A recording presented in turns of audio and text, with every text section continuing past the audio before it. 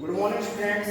आज हम पढ़ रहे हैं क्लास 12 का चैप्टर नंबर 3 वैद्युत रसायन। तो देखिए वैद्युत रसायन जो शब्द होता है वो दो शब्दों से मिलकर बना होता है, वैद्युत प्लस रसायन। वैद्युत प्लस रसायन। वैद्युत को हम यहाँ पढ़ते हैं क्या, विद्युत ऊर्जा के रूप में, विद्युत ऊर्जा, और इसको हम पढ़ते हैं रासायनिक ऊर्जा।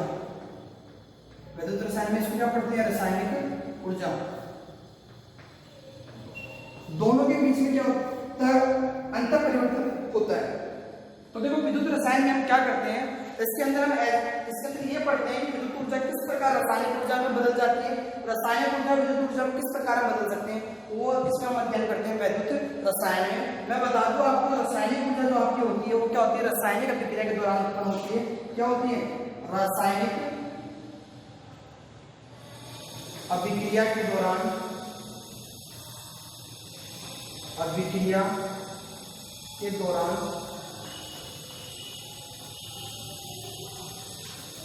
उत्पन्न, रासायनिक अभिक्रिया के दौरान उत्पन्न होती है। और ये किस रूप में होती है, हमने देखा ऊष्मा के रूप में, ऊष्मा व प्रकाश के रूप में। जबकि कोई आप रासायनिक अभिक्रिया करवाते हैं तो वहां पे या तो ऊष्मा उत्पन्न होती है या ऊष्मा को शोषण करते हैं, यानी ऊष्मा को अवशोषित करते हैं, या उत्सर्जित होती है, या प्रकाश का अवशोषण करते हैं, या उत्सर्जन होता है। उसी को हम क्या कहते हैं कि रासायनिक अभिक्रिया के दौरान उत्पन्न होती है क्या, रासायनिक ऊर्जा। उसको हम क्या कहते हैं, रासायनिक ऊर्जा। और वो किस फॉर्म में होती है, ऊष्मा और प्रकाश के फॉर्म में होती है। आगे देखिए आप, इसके बाद आती है रिडॉक्स अभिक्रिया। रिडॉक्स अभिक्रिया, रिडॉक्स अभिक्रिया, रिडॉक्स अभिक्रिया। देखो रिडॉक्स अभिक्रिया का मतलब नाम से स्पष्ट है, रिडक्शन और ऑक्सीडेशन होता है। इसका मतलब क्या, ऐसी अभिक्रिया जिसमें क्या हो, ऑक्सीकरण भी हो, ऑक्सीकरण भी हो, और क्या हो, अपचयन भी हो। तो देखो इसकी परिभाषा देखिए, ऐसी अभिक्रिया जिसमें एक ही अभिक्रिया के अंदर ऑक्सीकरण के साथ साथ अपचयन भी होता है, उसको हम क्या कहते हैं, रिडॉक्स अभिक्रिया कहते हैं। जैसे एग्जांपल देता हूं मैं, 6H2O प्लस 6CO2। जब हम इसको देखते हैं कंबाइन करेंगे क्या बनेगा, C6H12 और 6 ग्लूकोज बनेगा। ग्लूकोज के साथ में क्या बनेगा, 6O2 ऑक्सीजन। अब हम देखते हैं कि यहाँ पे वाटर किसमें कन्वर्ट हो गया, ऑक्सीजन में। तो यहाँ से हाइड्रोजन निकले, तो हाइड्रोजन में निकलना क्या कहलाता है, ऑक्सीकरण। मैं भी बताऊंगा आपको ऑक्सीकरण क्या होता है, अपचयन क्या होता है। ये तो कहलाता है ऑक्सीकरण। जबकि यहाँ देखिए, यहाँ हाइड्रोजन क्या हो रहे हैं, जुड़ रहे हैं, ये कहलाता है हमारा अपचयन। और इसको हम क्या बोलते हैं, अपचायक। जिसका ऑक्सीकरण होता है उसको हम क्या बोलते हैं, अपचायक। ये ध्यान में रखना, ऐसी अभिक्रिया जिसमें अपचयन और ऑक्सीकरण दोनों साथ साथ होते हैं वो क्या कहलाती है, रिडॉक्स अभिक्रिया कहलाती है। अब हम पढ़ेंगे ऑक्सीकरण क्या होता है और अपचयन क्या होता है, वो देखिए। सबसे पहले मैं बात करूंगा इसकी, ऑक्सीकरण की।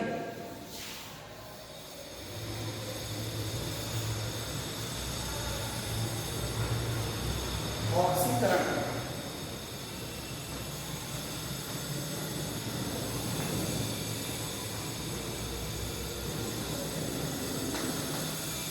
तो बस सबसे पहले जो परिभाषा आती है ऑक्सीकरण की, सबसे पहले आता है हाइड्रोजन, ऑक्सीजन का योग, ऑक्सीजन का योग। देखो इसके एग्जांपल देखिए आप, कार्बन को ऑक्सीजन के साथ ऐड कर दिया, क्या बन जाएगा, कार्बन डाइऑक्साइड। इसमें देखो ऑक्सीजन का जुड़ना क्या कहलाता है, ऑक्सीकरण।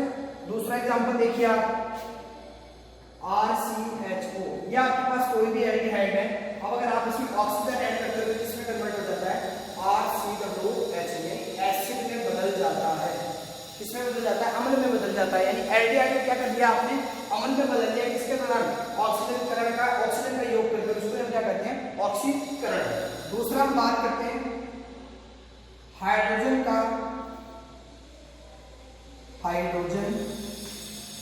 का निकलना। हाइड्रोजन का निकलना भी क्या कहलाता है, ऑक्सीकरण। कैसे, एग्जांपल देखिए आप, हमारे पास क्या है, ये कोई अल्कोहल है, मैं इसको एक बार ऐसे लिख देता हूँ H और H, यहाँ से ये हाइड्रोजन निकलते हैं और क्या बन जाता है RC≡OH, क्या बन जाता है एल्डिहाइड। यानी अल्कोहल से आपने किसमें बदल लिया, उसको एल्डिहाइड में बदल लिया। कैसे, हाइड्रोजन को निकालकर, इसको भी हम क्या कहते हैं ऑक्सीकरण कहते हैं। और आगे देखो Al प्लस 2Al+3/2O2, ये हमारा मिलकर बनाता है Al2O3। यहाँ पे आप देख सकते हो क्या होता है, ऑक्सीजन जुड़ रही है। किसका एग्जांपल है, ये एग्जांपल है इसका ऑक्सीकरण के योग का। फिर इसका एक दूसरा एग्जांपल और देखता हूँ, यहाँ पे इसी का एग्जांपल हाइड्रोजन के योग का CH4+O2, क्या बनाते हैं आपके पास CO2+H2O। अब आप देखते हो मीथेन जो था उसमें से हाइड्रोजन क्या हो रहा है, बाहर निकल रहे हैं, उसको भी हम क्या कहते हैं, हाइड्रोजन का निकलना क्या कहलाता है, ऑक्सीकरण। ये दो डेफिनेशन हो गई। आगे चलते हैं तीसरी डेफिनेशन के अंदर, इलेक्ट्रॉन का दान करना है, इलेक्ट्रॉन को निकलना, इलेक्ट्रॉन को निकालना।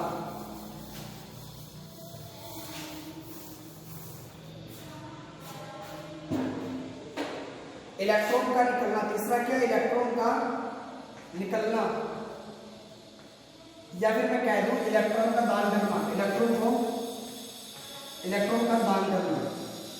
इसको समझो आप, आपके पास कोई भी सोडियम मेटल है, वो क्या करती है Na+ में कन्वर्ट होकर क्या करेगी, एक इलेक्ट्रॉन बाहर निकल जाएगा उसको। इन्होंने क्या कर दिया, इलेक्ट्रॉन को निकाल दिया, फिर कह दो इलेक्ट्रॉन को दान कर दिया। तो यहाँ देखिए इसको हम क्या कहते हैं, ऑक्सीकरण कहते हैं। यहाँ पे एक चीज और देखिए, इसका ऑक्सीकरण अवस्था कितनी है 0, इसकी कितनी है +1। यदि मैं कह दूं इसकी ऑक्सीकरण संख्या में वृद्धि होती है, उसको भी हम क्या कहते हैं ऑक्सीकरण। तो अगले डेफिनेशन आप लिखोगे क्या 4, ऑक्सीकरण अवस्था में, ऑक्सीकरण अवस्था का बढ़ना भी क्या कहलाता है ऑक्सीकरण।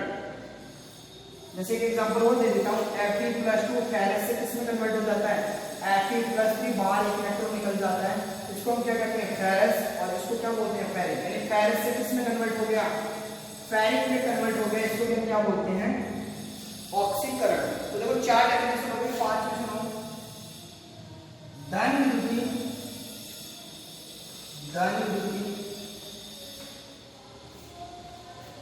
तत्व का निकलना,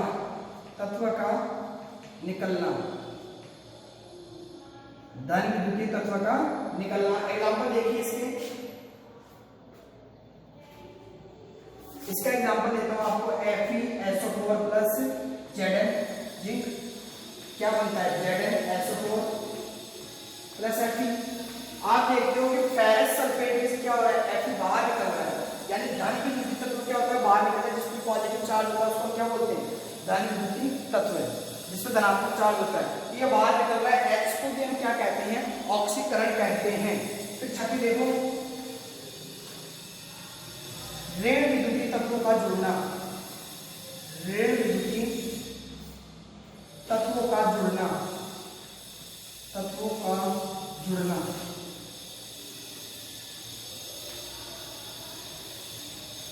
ऋण विद्युतीय तत्वों का जुड़ना।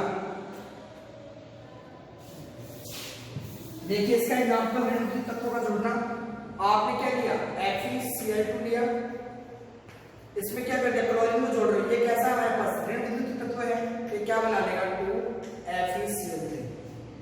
तो यहाँ पे हम देख सकते हैं ऋण विद्युतीय तत्वों को जुड़ना भी क्या कहलाता है ऑक्सीकरण कहलाता है।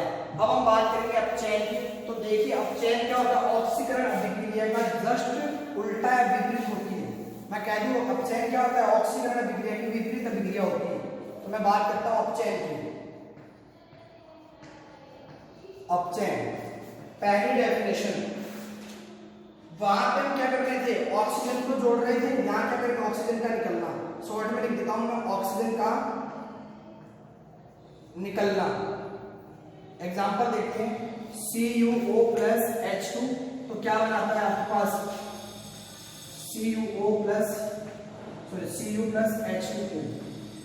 अब देखिए ये जो आपके पास कॉपर ऑक्साइड है, यहां से ऑक्सीजन क्या हो गई निकल गई बाहर, तो इसको हमने क्या कहा अपचयन, पहला डेफिनेशन।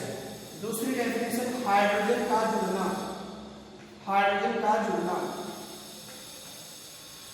अब आप देखिए हाइड्रोजन का जुड़ना, एग्जांपल देखिए CH2 डबल बॉन्ड CH2, इसकी आप रिएक्शन करवा दीजिए पैलेडियम के प्रेजेंस में, तो इसमें क्या हो जाएगा, हाइड्रोजन जुड़ जाएंगे और इसमें बदल जाएगा CH3 से CH3। यानी आपने क्या कर दिया, एल्कीन से क्या बना लिया, एल्कीन से आपने क्या बना लिया, एल्केन,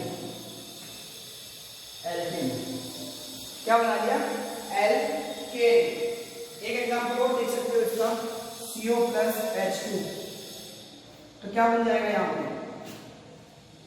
CO2 प्लस H2O, तो कितना हो जाएगा, यहाँ 2 कर देता हूँ, यहाँ मैं 2 कर देता हूँ, तो कितना आ जाएगा, बैलेंस हो जाएगी रिएक्शन।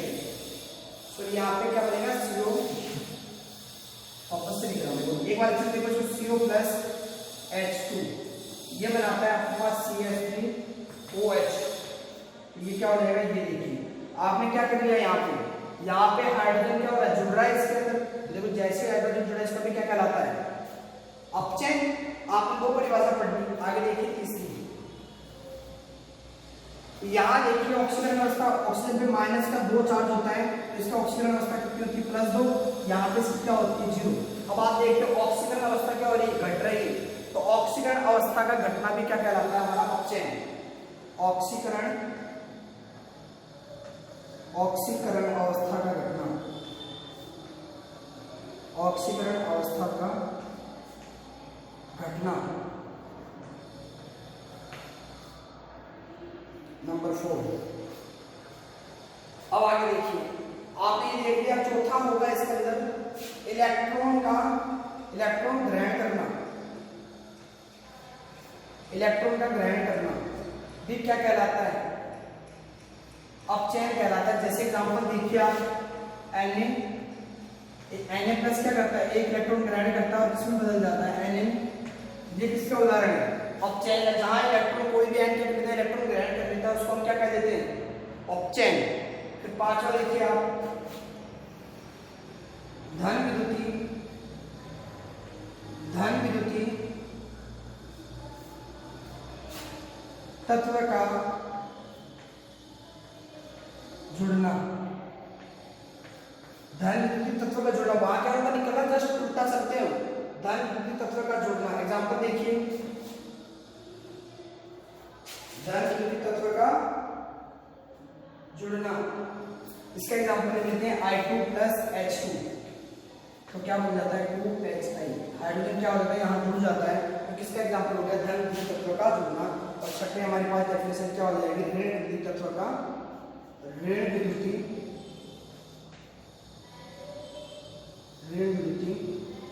तत्व का, ऋण विद्युतीय तत्व का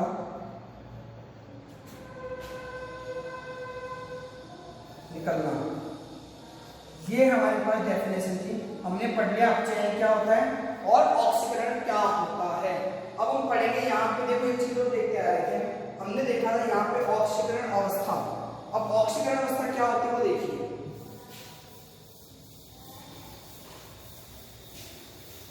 ऑक्सीकरण अवस्था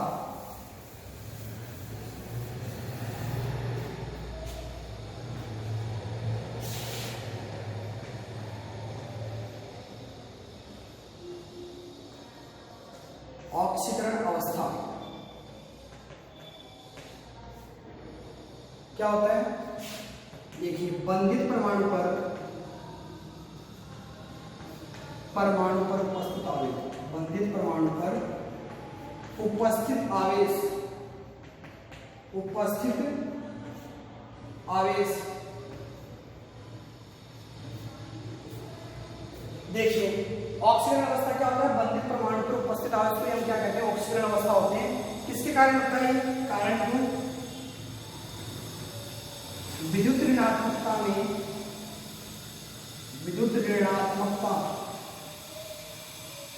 में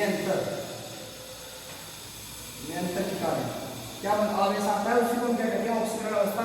विद्युत ऋणात्मकता में शॉर्ट में देता हूं ये। अब देखिए मान लीजिए ये आपके पास तो बॉन्ड है ए और ये बी। उससे पहले एक चीज समझा देता हूं, जैसे आपके पास Na था, ये किसी भी प्रकार से परमाणु से बंधा हुआ नहीं है, तो इसकी ऑक्सीकरण अवस्था क्या होती है,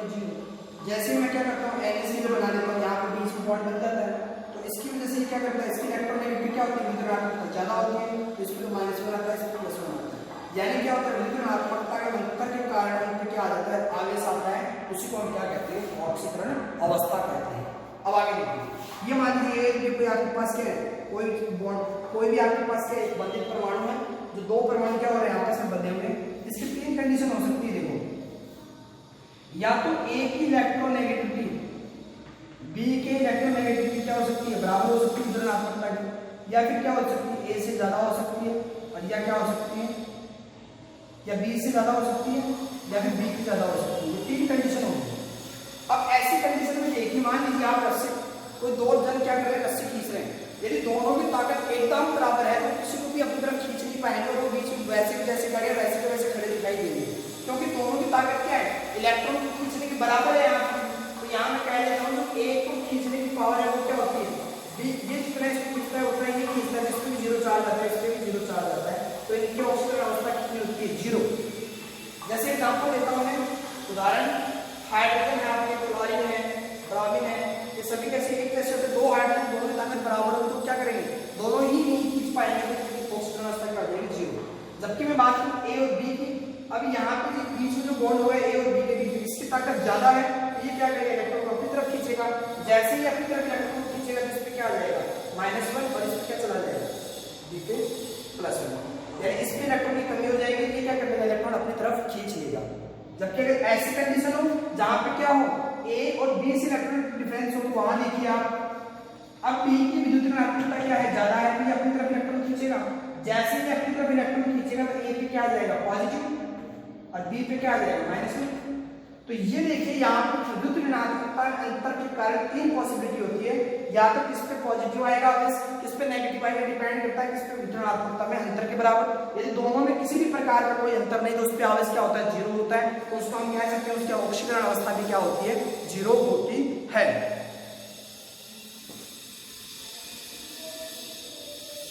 तो देखो हमने क्या क्या पढ़ लिया है, हमने ऑक्सीकरण अवस्था पढ़ ली।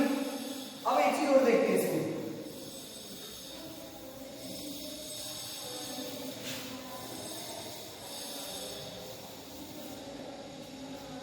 जैसे कुछ एग्जांपल्स देता हूं आपको। अभी आपने देखा था ये हाइड्रोजन था, इसके बीच में क्या था, हाइड्रोजन बॉन्ड था। अब जितना ये इसको खींचेगा, यहाँ दो इलेक्ट्रॉन मिलकर क्या बनाते हैं, सिग्मा बंध बनाते हैं, दो इलेक्ट्रॉन मिलकर क्या बनाते हैं, सिग्मा बंध, एक हाइड्रोजन का इलेक्ट्रॉन, एक इस हाइड्रोजन का इलेक्ट्रॉन। अब ये दोनों ही नहीं खींच पाते अपनी तरफ इलेक्ट्रॉन को, क्योंकि इनके बीच में जो ताकत लगती है, जो आकर्षण बल लगता है, वो क्या होता है, बराबर हो जाता है। यानी मैं कहती हूँ इसकी विद्युत ऋणात्मकता क्या है, जीरो है, इनकी ऑक्सीडेशन स्टेट यानी ऑक्सीकरण अवस्था क्या आ जाएगी, जीरो। ऑक्सीकरण अवस्था, ऑक्सीकरण अवस्था कितनी आ जाएगी, जीरो। ठीक है, अब आप आगे देखिए, ये क्लोरीन ले लीजिए, मान लीजिए आप, तो भी क्या है, जीरो की दोनों सेम। फिर मैं यहाँ ले लेता हूँ, मान लीजिए NaCl। अब आपको पता है इसमें ये धनात्मक चार्ज होता है, ये ऋणात्मक चार्ज होता है, इसकी विद्युत ऋणात्मकता क्या होती है, ज्यादा होती है, तो इसके ऊपर तो क्या आता है, Na के ऊपर तो आता है +1, और क्लोरीन पे क्या आता है, -1। क्यों, क्योंकि ये इलेक्ट्रॉन अपनी तरफ खींच लेता है, तो यहाँ पे इलेक्ट्रॉन माइनस आ जाते हैं, नेगेटिव यहाँ पे कमी हो जाती है इलेक्ट्रॉन की, तो यहाँ पे क्या आ जाता है, +1, एक इलेक्ट्रॉन की कमी होगी। फिर आप देखिए MgCl2 या MgCl2। अब देखिए, अब MgCl2 में किस प्रकार लिख सकता हूँ, MgCl, ठीक है, MgCl। अब देखिए इसकी विद्युत ऋणात्मकता कैसे ज्यादा है, तो ये अपनी तरफ इलेक्ट्रॉन खींचेगा इसका एक, तो इस पे क्या आएगा, -1, ठीक है, तो इसकी वजह से इस पे क्या आएगा, +1। ये भी क्या करता है, इलेक्ट्रॉन को अपनी तरफ खींचेगा, तो इस पे क्या आएगा, -1, और इस पे क्या आ जाएगा, +1। तो मैं कह सकता हूँ मैग्नीशियम पे तो क्या आ गया, +2 चार्ज, जबकि क्लोरीन पे क्या आ रहा है, -1। वो कितने हैं, 2 Cl है। इस प्रकार हमारे पास क्या है, मैं कह दूं इसकी ऑक्सीकरण अवस्था कितनी, +2, और इसकी कितनी, -1। ऐसे हम क्या कर लेते हैं, कैलकुलेट करते हैं कैसे, विद्युत ऋणात्मकता में अंतर के कारण हम क्या निकाल लेते हैं, ऑक्सीकरण अवस्था। और ऑक्सीकरण अवस्था यदि बढ़ती है, या तो बढ़ेगी या फिर घटेगी। अगर ऑक्सीकरण अवस्था बढ़ती है तो मतलब क्या हो रहा है वहां पे, ऑक्सीकरण, और यदि ऑक्सीकरण अवस्था घटती है तो वहां क्या हो रहा है, अपचयन। एग्जाम्पल मैंने आपको दे दिया था, यहाँ पे देखा था हमने Na+ क्या कर रहा था, Na+ में कन्वर्ट हो रहा था और एक इलेक्ट्रॉन बाहर निकाल रहा था। तो यहाँ पे 0 था ऑक्सीकरण अवस्था, यहाँ की बंधित अवस्था में, तो ये आयन क्या करते हैं, बंध बनाती है, कैसा हो जाएगा +1। अब देखिए यहाँ पे ऑक्सीकरण अवस्था क्या हो रही है, बढ़ रही है, तो मतलब यहाँ क्या हो रहा है, ऑक्सीकरण। और यहीं से मैं दूसरी डेफिनेशन सीख ली, इलेक्ट्रॉन का बाहर निकलना भी क्या कहलाता है, ऑक्सीकरण, या इलेक्ट्रॉन की कमी होना भी क्या कहलाता है, ऑक्सीकरण। फिर हमने इसका जस्ट उल्टा देखा, जो उल्टे में क्या किया था, Na+ था, वो एक इलेक्ट्रॉन ग्रहण करता था, क्या बना देता था, Na। अब देखिए यहाँ पे +1 से किस पे कन्वर्ट हो गया, 0, यानी आपकी जो ऑक्सीकरण अवस्था है वो क्या हो रही है, घट रही है, +1 से 0 की तरफ। इसको आपने क्या कहा है, अपचयन कहा है, ठीक है।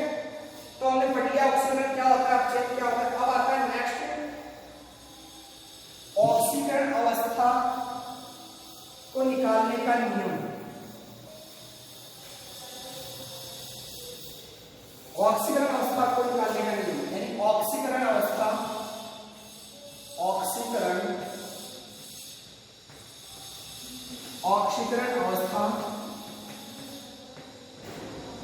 निकालने का नियम। कैसे हम ऑक्सीकरण अवस्था निकालते हैं, निकालने के नियम ये हम पढ़ेंगे नेक्स्ट क्लास में। आज हमने क्या पढ़ लिया कि इलेक्ट्रोकेमिस्ट्री दो शब्दों से मिलकर बनी होती है, इलेक्ट्रो प्लस केमिस्ट्री, सॉरी विद्युत प्लस रसायन। विद्युत को हम विद्युत ऊर्जा से कहते हैं, रसायन को हम क्या कहते हैं, रासायनिक ऊर्जा से कहते हैं। रासायनिक ऊर्जा में रासायनिक अभिक्रिया के दौरान उत्पन्न होती है, प्रकाश के रूप में या उष्मा के रूप के अंदर। फिर हमने पढ़ा कि इसके अंदर क्या होता है, एक रिडॉक्स अभिक्रिया होती है जिसमें एक ही अभिक्रिया के अंदर अपचयन भी होता है और ऑक्सीकरण भी होता है। फिर हमने ऑक्सीकरण को पढ़ा, फिर अपचयन को पढ़ा। फिर हमने देखा कि किस प्रकार हम ऑक्सीकरण अवस्था को निकालते हैं, क्योंकि ऑक्सीकरण अवस्था कैसे आती है, बंधित परमाणुओं में उनके ऊपर आवेश आता है, वो भी किसके कारण आता है, आपके विद्युत ऋणात्मकता में अंतर के कारण आता है, उसको हम क्या कहते हैं, ऑक्सीकरण अवस्था कहते हैं। फिर हमने ऑक्सीकरण अवस्था की 3 कंडीशन देखी कि A अगर ज्यादा है ऑक्सीकरण अवस्था तो उस पर नेगेटिव है, जिसकी विद्युत ऋणात्मकता ज्यादा होती है उसके ऊपर क्या आता है, ऋणात्मक चार्ज आता है, जिसकी विद्युत ऋणात्मकता कम होती है उसमें क्या आता है, धनात्मक चार्ज आता है। यदि दोनों बराबर है तो उसकी ऑक्सीकरण अवस्था क्या आती है, 0। आज के लिए इतना ही, कल मिलते हैं फिर नेक्स्ट क्लास में। Thank you.